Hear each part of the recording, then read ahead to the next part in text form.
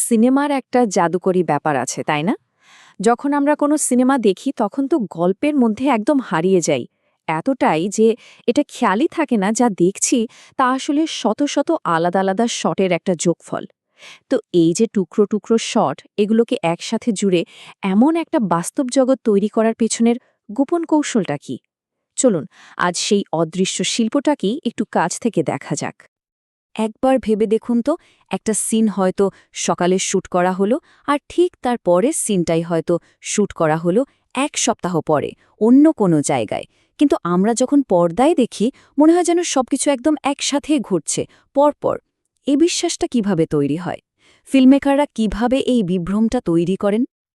এর উত্তরটা হলো একটা অদৃশ্য সুতো, সিনেমার ভাষায় যেটাকে বলা হয় কন্টিনিউইটি বা চলচ্চিত্রের ধারাবাহিকতা।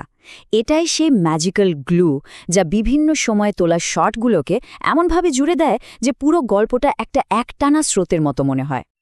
আচ্ছা, তাহলে চলুন এই বিষয়টা নিয়ে একটু বিস্তারিত আলোচনা করা যাক। সিনেমার এই যে অদৃশ্য ভিত্তি, মানে কন্টিনিউটি, এটা আসলে ঠিক কিভাবে কাজ করে? একদম সহজ করে বললে, কন্টিনিউটি মানে হলো ধারাবাহিকতা ধরে রাখা। ধরুন, একটা সিনে একজন অভিনেতা কথা বলছেন, তার হাতে একটা চায়ের কাপ।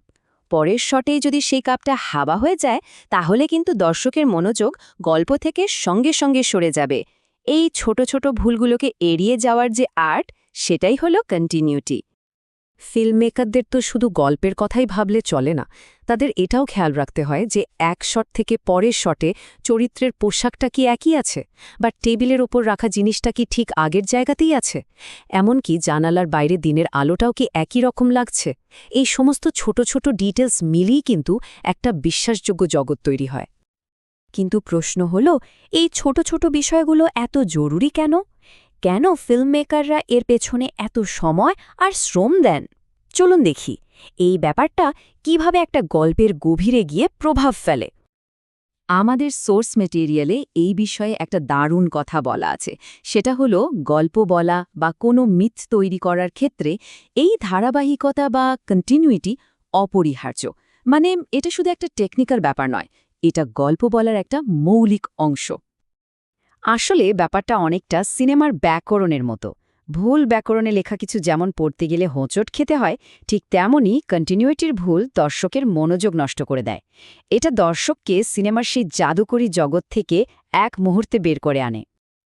আর এটা খুব গুরুত্বপূর্ণ একটা পয়েন্ট, যে কোনো ফিল্মমেকারের কাজই কিন্তু নিরপেক্ষ নয়। তিনি ঠিক যা দেখাতে চান, যেভাবে দেখাতে চান, কন্টিনিউটি সেই দৃষ্টিভঙ্গিকেই সাপোর্ট করে।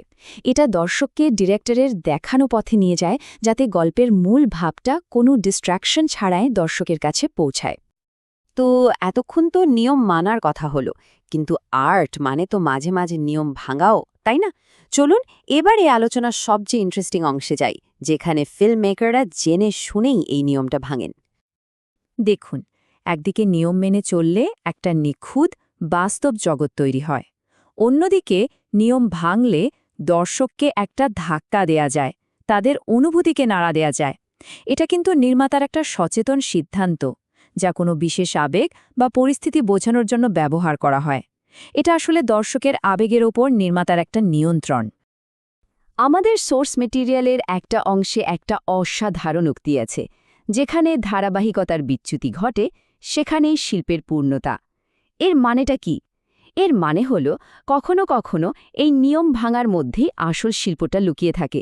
এটা এমন এক শৈল্পিক কৌশল যা দর্শককে তার কমফোর্ট জোন থেকে বের করে এনে গল্পের আরও গভীরে পৌঁছে দেয়। তবে একটা জিনিস কিন্তু পরিষ্কার বোঝা দরকার, এটা কিন্তু কোনো ভুল নয়, মানে শুটিংয়ের সময় হয়ে যাওয়া ভুল না। এটা একজন ডিরেক্টরের একদম ভেবে চিনতে নেওয়া একটা সিদ্ধান্ত। আচ্ছা ভাবুন তো, একটা ক্যারেক্টার খুব টেনশনে আছে। ডিরেক্টর কি করলেন? ইচ্ছে করে এক শট থেকে পরের শটে তার টাইয়ের নটটা একটু বদলে দিলেন।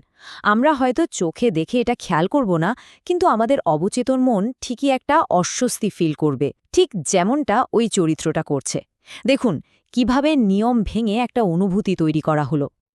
এই যে প্রজেক্টরের আলোটা দেখছেন, এটা ঠিক সেই নির্মাতার নিয়ন্ত্রণের প্রতীক। সিনেমার প্রতিটি ফ্রেম, প্রতিটি আলো, প্রতিটি ছায়া সবই ইচ্ছাকৃত। তাই যখন কন্টিনিউটি ভাঙা হয়, সেটাও সেই নিয়ন্ত্রণেরই অংশ। শিল্পের প্রয়োজনে। সিনেমার পর্দায় আমরা যা কিছুই দেখি সবই নির্মাতার পরীক্ষা-নিরীক্ষার ফসল।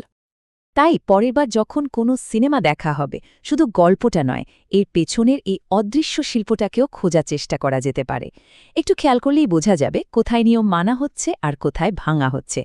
কে জানে, হয়তো সিনেমার এক নতুন জগতই খুলে যাবে চোখের সামনে।